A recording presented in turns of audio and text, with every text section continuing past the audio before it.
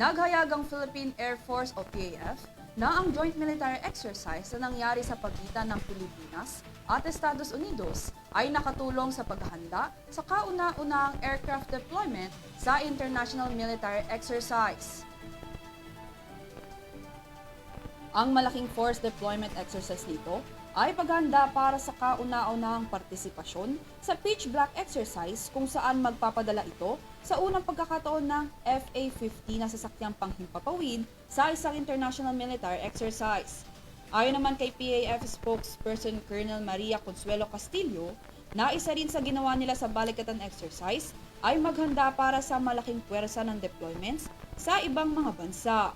Anya pa na marami ring natutunan ang mga tauhan ng PAF sa Balikatan Exercise 2024 sa usapin ng pagde-deploy ng air assets, gayon din ang paggawa ng ground operations.